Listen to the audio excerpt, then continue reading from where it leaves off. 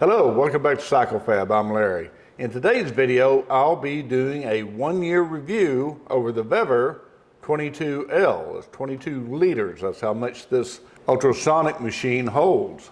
I've used this quite a bit, at least a dozen times since I bought this originally.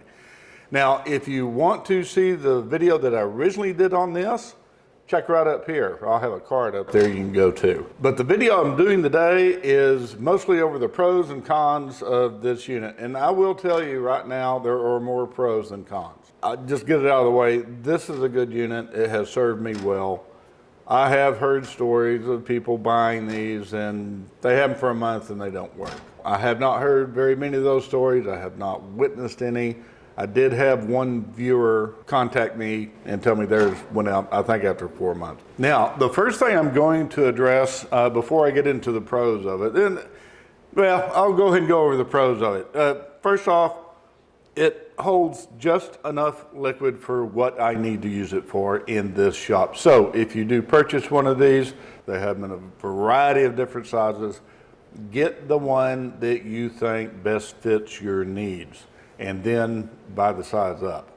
That's just a good rule of thumb, because eventually you're going to get something that you need to clean and it won't fit in the tank, if you can afford it. Now, this unit here cost me just under 220 bucks. And as far as ultrasonic cleaners go, that is very, very, very affordable. I didn't go and do any in-depth research as far as the companies who make these, so on and so forth, and their background, whatever. I just went back and checked on this company. The company Vevor has 5 warehouses over the globe. It's a huge company.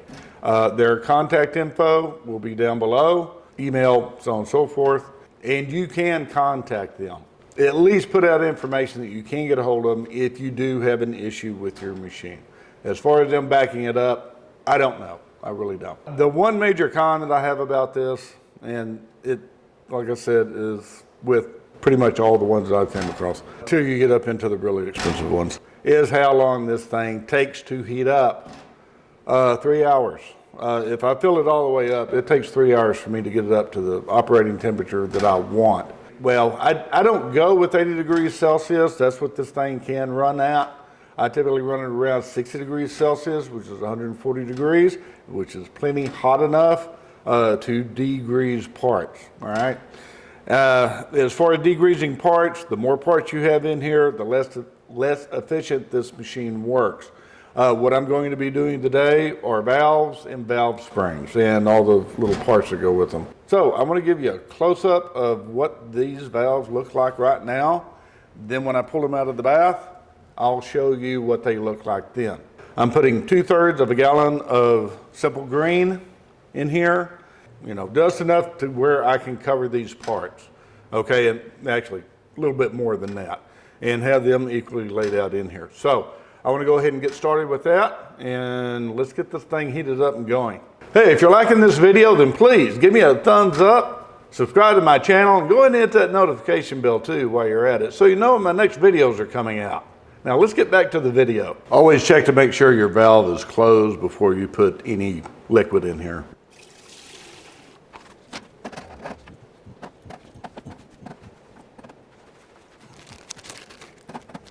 Okay, all of our valves and valve springs, all of our parts are submerged. Now the level is right at 3 inches. Minimum level is 2 3/4 inches or 10 centimeters. Now, I'd obviously like to follow the rules because that can damage the unit if you do not have enough liquid in there to heat.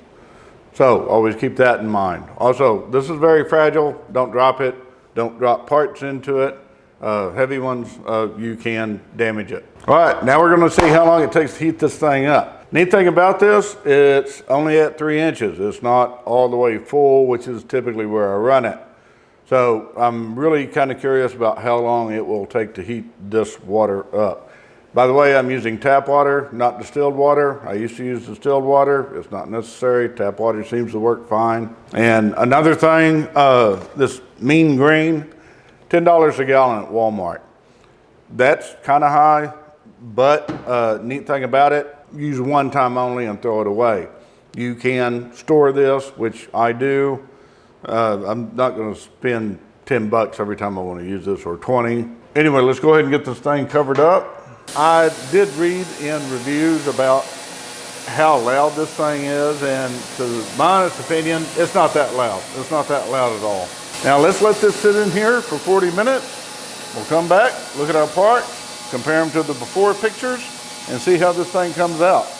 Okay, the vibratory part of the machine is going. It's set for 40 minutes, and when that's done with, we're going to compare what the valves look like after the cleaning to the pictures that I took beforehand.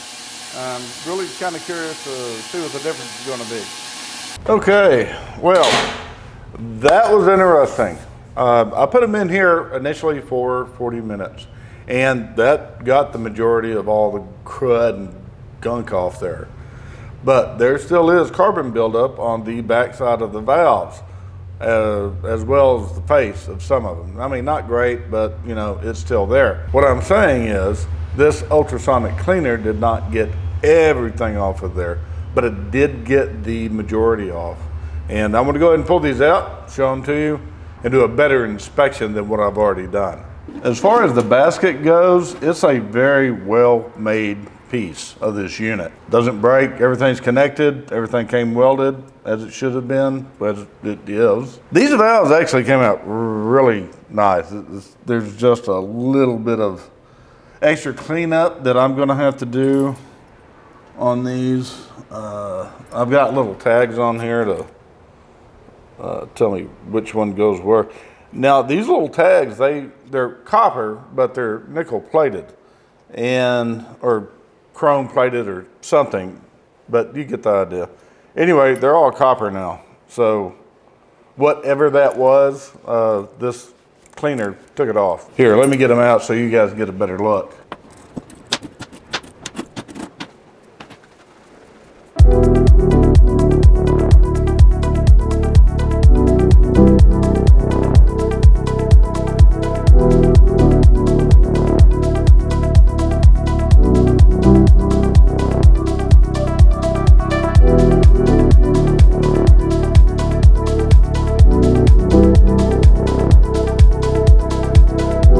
Okay guys, here's some pictures of the best and the worst valve that came out of this batch. In other words, one cleaned up just fantastic. I mean, just great like it's supposed to. The other one, not so much. But that was the worst valve of the bunch. It had a lot of corrosion on it and rust. It hasn't given me any issues, so I can't really say anything bad about it. If I was going to rate this ultrasonic cleaner, the 22L, on a scale from 1 to 10, I would give it about a 7.5, 7.75. And that just has to do with, I mean, the heating issue is just there, apparently.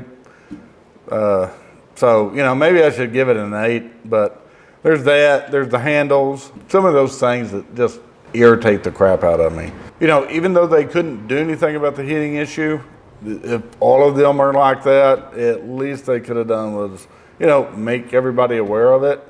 But, oh well, it's not a deal breaker for me. I mean, it does a great job. So, you know, just allow time for it to heat up, or heat up some water on the stove, which I have done before, and pour in here and give it kind of a jump start, and it doesn't take as long to heat the water up, and it stays heated because, you know, you have a heater built into this thing.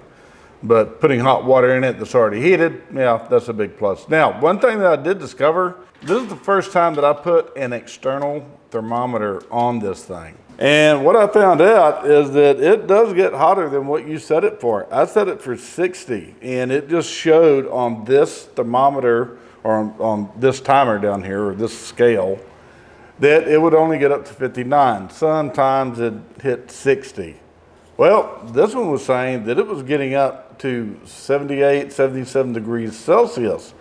That's almost to the top, or the very limit of what this machine can do temperature-wise. So, yeah, 7.5, maybe even 7 now that I think about it, because I don't think it'll get any hotter than that. I don't think the machine is capable of it, but that is something to be aware of. Now, the thermometer that I'm using right here, this is a very cheap thermometer. So I really don't know how trustworthy this is. anyway, just wanted to get that information out there to you guys. And all in all, I like it. I'd buy it again, definitely, for 220 bucks. And for what it does, oh yeah. Yeah, without a blink of an eye, really. Once you look at how expensive the professional models are, oh yeah. But anyway, thanks guys for showing up this weekend and watching me. I'm up to 3,300 subscribers right now and still growing. Thanks to you guys. I appreciate that. Please, if you like this video, give me a thumbs up, subscribe to my channel, and go ahead and hit that notification bell too while you're at it so you know when my next videos are coming out. And hey, if you want to share this video, please go right ahead. There's a share button down there. Share it to a friend. I'll see you guys next weekend. Thanks for tuning in. Thanks for watching. Y'all take care now. Bye.